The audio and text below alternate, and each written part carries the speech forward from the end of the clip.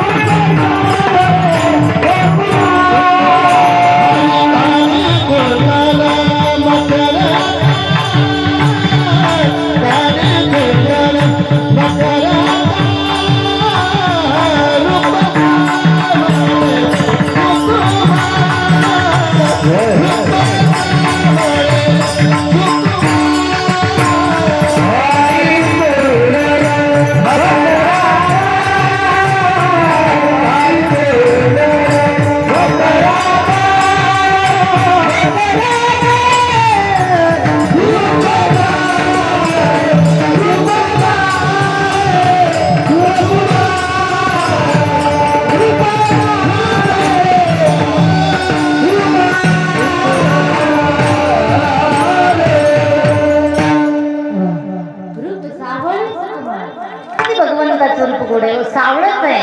पण गीत कधी नाही पाहिलं तर सतत पाहावं वाटतं. अरे ज्या भगवंताने आपण आपलं आता सांगितलं सौंदर्य कुठं घेऊन बसला. माझ्यासारखं देखणं कोण नाही. तू काय भगवंतापेक्षा जास्त देखणं आहे. पण ऐका, कधीही रूपाचं वर्णन कधी केलं जात नाही, गुणाचं गुणगान केलं जातं. तर तुमच्याकडे असं करतात, लोई देखणं होतं, लोई गोरा पण होता, नाकाचा दांडा होता, तगड्याच्या तगड्या होता, पण कसा गेला असं होतं का? तर नाही, गुणवान होता. एकादशी करायचा, पंढरीची वारी करायचा, फार गुणवान होता. कधीही गुणाचं गुणगान केलं जातं. आता सांगितलं सौंदर्य. अरे ज्या भगवंताने एवढं सृष्टी निर्माण केलेली आहे, एक एकासारखा माणूस नाही हो. एक एकासारखा आहे का? एका माईच्या पोटातून जन्माला आलेले पण वेगवेगळे. कुणी निटास आहे तर कुणी नकटा आहे, कुणी काळा आहे तर कुणी गोरा आहे, कुणी बुटका आहे तर कुणी उंच आहे. म्हणून सौंदर्य. पण हल्ली कलियुग चालू आहे, हे सगळं पॅकिंग वरच दुनिया चालू आहे. वरची पॅकिंग भारी दिसली, आतमध्ये काय का असणार. 5,000 रुपयाची वस्तू आहे, पॅकिंग 5,000ची आहे त्याला, पण मध्ये 2 रुपयाचीच वस्तू आहे. पण काय का असणार, पॅकिंग मात्र भारी. माझे गुरुजी सांगायचे 2 मुंग्या असतात, एक काळी मुंगी आणि एक लाल मुंगी. कोणती मुंगी जोरात चावतो? धनगर टकरीच्या बाया झोपले का? कोणती मुंगी जोरात जोरात चालते? लाल. अरे मुलगी काळी जरी असली तरी चालेल, पण मुलगी सात्विक असली पाहिजे, गुणवान असली पाहिजे. पॅकिंगची दुनिया झालेली, पॅकिंगला घेऊन काय बसले दादा म्हणून नाही का? अरे रूप त्या भगवंताचं इतकं गोड आहे, इतकं गोड आहे. अरे एकदा सत्य लोकांमध्ये विष्णू भगवान परमात्मा आले आणि देव आल्यानंतर सगळेजण उठून उभं राहिले देवाला नमस्कार करण्याकरता. पण ब्रह्मदेवाचे 4 मानसपुत्र उठलेच नाही. ब्रह्मदेवाला राग आला आणि ब्रह्मदेव आपल्या मुलाच्या समोर जाऊन म्हणू लागले, अरे ही तुमची कुठली प्रथा आहे? देव आले होते, तुम्ही का उठून उभं राहिले नाही? ब्रह्मदेव आपल्या मुलाला विचारतायत. तेव्हा ते मुलं हात जोडून बापाला म्हणतात, बाबा आम्हाला माफ करा हो, आम्हाला माफ करा. आम्ही भगवंताचं रूप पाहिल्यानंतर आम्ही स्वतःलाच विसरून गेलो, आम्ही बसलो की उठलो, याचंच देवबान आम्हाला घडलं नाही. एवढं रूप भगवंताचं गोड आहे हो, इतकं सुंदर त्या भगवंताचं आहे. उगच गोपिका बोलल्या नाही दादा, सावळा आहे पण फार भगवंताच्या रूपाचं जर वर्णन केलं ना दादा, 7 दिवस काय किती दिवस असे सरणार नाही, 2 तास काय किती 1 दिवस सरणार नाही. एवढं रूप भगवंताचं गोड आहे. रूप गोड आहे ना, तसं नाम सुद्धा तेवढंच गोड आहे. नाम किती गोड आहे हो, अमृताहुनी गोड नाम तुझे देवा, अमृत जयाच फिके पुढे. अमृत सुद्धा भगवंताच्या नामापुढे फिक आहे. किती फिक, किती गोड आहे हो. रूप पाहता लोचनी रामकृष्ण हरी आपण किती ऐकतो, सारखंच ऐकतो. रामकृष्ण हरी रामकृष्ण हरी. कधी भेटेतो का हो? ऐकावंच वाटतं. रूप पाहता लोचनी ऐकावंच वाटतं. गाणी ऐकत वाटतं का? शांताबाई गेली की बाबूराव येतो, बाबूराव गेली की शामराव येतो, शामराव गेली की रामराव येतो. माग तर गाणं निघालं, कचकच कचकच कांदा कापताना बोटे सुरुकने वाचवली. पाहुणं जेवला का? अरे भाजी करायचाच पत्ता नाही आणि पाहुणं जेवला का? अरे त्या गाण्याचे 6 महिन्याला 2 दिवसाचा बदलता दादा. याच्यात मुक्त होण्याकरता एकदाच त्या भगवंताचं नामस्मरण करा, एकदाच रामकृष्ण हरी म्हणा, एकदाच त्या बाळूमामाच्या नामाचा जय जयकार करा. अरे जीवनात सुख प्राप्त झाल्याशिवाय राहणार नाही. म्हणून एकदा सगळ्यांनी हात वर करून बाळूमामाच्या नामाचा जय जयकार करायचे. बोला बोला बाळूमामाच्या नावानं. बाळूमामाच्या नावानं.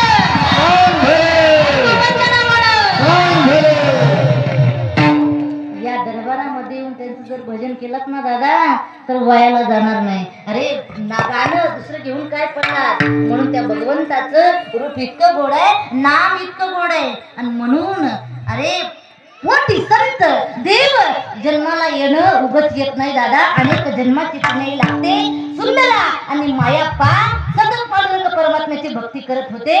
म्हणून बाळूमामा सारखे रत्न जन्माला आले. कधी आश्विन शुद्ध द्वादशीला 3 ऑक्टोबर 1892 रोजी बाळूमामांचा जन्म झाला. पण आयुष्य बाळूमामांचं केवळ देवा करत आहे, स्वतः करता नाही, परिवारा करता नाहीये. पण केवळ जगाच्या कल्याणा संतांच्या विभूती देह कष्टविती परोपकारे. अरे साधू कुणाला म्हणावं, संत कुणाला म्हणावं? स्वतःचं हित बघतो त्याला साधू नाही. नुसतं बाह्य रक्षणाहून पांढरे कपडे घातलेले, पांढरा शुभ्र आहे तो साधू आहे नाही दादा. साधू कुणाला म्हणावं? जो सदैव रस्ता चुकतो तो, जो सदैव रस्ता चुकतो तो जीव आहे. जो कधीच रस्ता चुकत नाही तो देव आहे. जो कोणी चांगल्या रस्त्याने चालतो तो साधक आहे. आणि जो कोणी वाईट रस्त्याने चालतो त्याला चांगल्या रस्त्याला लावतो तो कोण आहे? हो संत आहे आणि तो साधू आहे. साधू कुणाला म्हणावं? जैसी गंगा वाहे तैसे जाते मन, भगवंत जाणा तया जवळे, भगवंत तो साधू आणि तो खरा महात्मा आहे. अख्खा आयुष्य झिजवलं हो.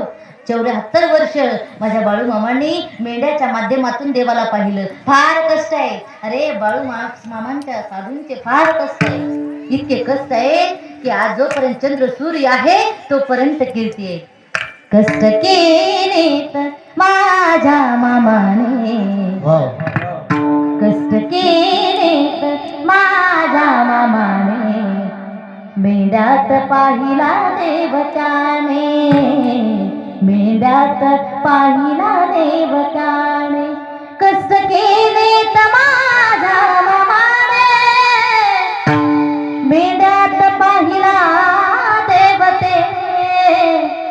कष्ट केलेत माझ्या मामाने, कष्ट केलेत माझ्या मामाने, मेंढ्यात पाहिला देवताने, मेंढ्यात पाहिला देवताने. एवढं जीवनात कष्ट मामांचं आहे.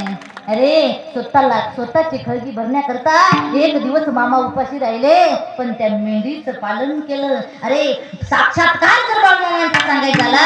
अरे रानामध्ये एकदा बाळूमामा एखाद्या सावकाराला म्हणतायत, अहो आम्हाला राहण्यासाठी रान द्या, राहण्यासाठी आम्हाला शेत द्या. पण ऐका, शेत द्या आणि दिवा लावण्याकरता तेल द्या. पण ऐका, अरे शेत तर दिन राहण्याकरता, पण तो राहण्यासाठी गावचा जो पाटील होता. पण ऐका, मनामध्ये चांगली भावना त्यांच्या नव्हती. त्याने सांगितलं, अरे एवढी तुझी महत्त्व आहे ना, मग तू अरे तेलाचा काय दिवा लावतो, पाण्याचा दिवा लावून दाखव. बाळूमामा म्हणताय, जशी तुमची इच्छा. अरे ज्योत घेतली आणि त्याच्यामध्ये तेल टाकलं आणि माझ्या बाळूमामाने दिवा लावला, दीप प्रज्वलित केलं पाण्याच्या माध्यमातून. हा त्यांचा चमत्कार नाही तर हा त्यांचा साक्षात्कार आहे. अरे माझ्या बाळूमामाने दुधात पाण्याच्या माध्यमातून पाण्याचं दूध केलं. एवढी ताकद त्यांची आहे.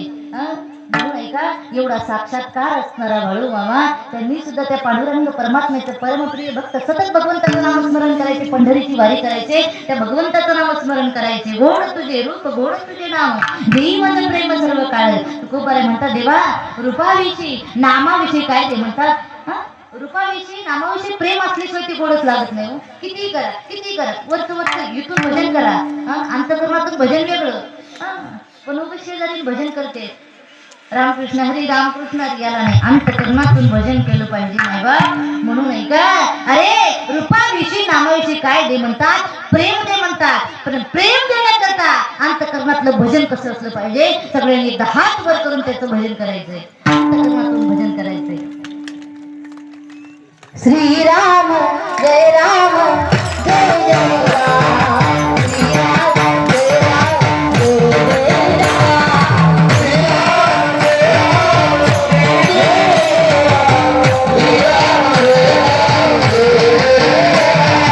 श्रीराम जय राम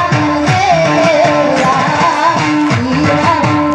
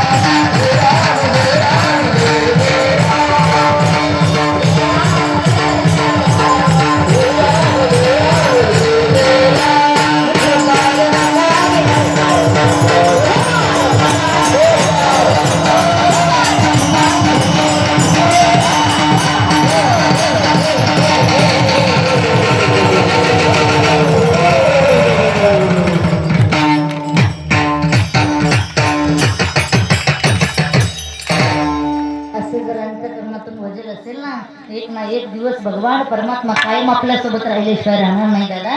आणि तुकोबाराय सांगता देवा गोड तुझे रूप गोड तुझे नाम देई माझं प्रेम सर्व काळ. देवा तू रूपाविषयी आणि नामाविषयी प्रेम दिलंच देवा पण आता काहीच इच्छा नाही देवा. तू हृदयामध्ये येऊन बस विठू माऊली हातीवर देई संचरोनी राही हृदयी माझ्या किंवा घेऊन या राही हृदय माझ्या. अरे देवाला म्हणता देवा हृदयामध्ये येऊन बस. देव हृदयामध्ये उगत येऊन बसतात का हो नाही दादा. अख्खं आयुष्य झिजवावं लागतं तर भगवान परमात्मा हृदयामध्ये येतो. अरे 700 वर्ष होऊन गेले तरी सुद्धा त्यांच्या नावाचा जे जयकार होतोय. त्यांनी माझ्या भगवंताला हृदयात साठवलं. धन्य ते यार रत्नाची ठिकाण जन्मला निधान सावताच. आणि दुसरा भक्त आहे माझ्या हनुमंतरायांनी भगवंताला हृदयात साठवलं दादा. अरे आयुष्यभर ब्रह्मचार्याचं पालन केलं म्हणून भगवान परमात्मा कायम हृदयामध्ये राहिले. विठू माऊली हातीवर देई संचरोनी राहे हृदय माझ्या देवा. आता तू हृदयामध्ये आहे देवा काहीच मागायचं नाही. अभंगाच्या शेवटच्या चरणामध्ये तुका म्हणे काय न मागे आली तुका म्हणे काय न मागे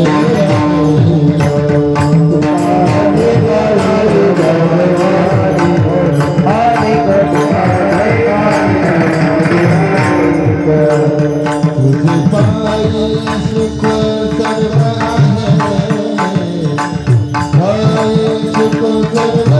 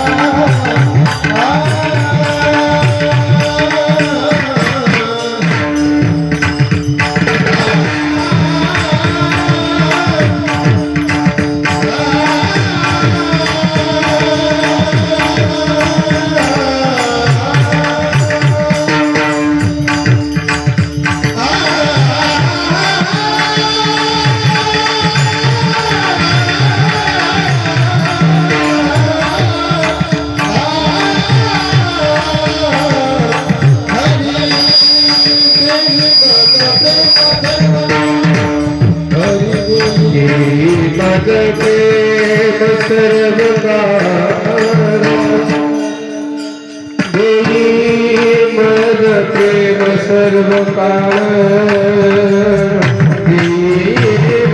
प्रेम सर्व काळ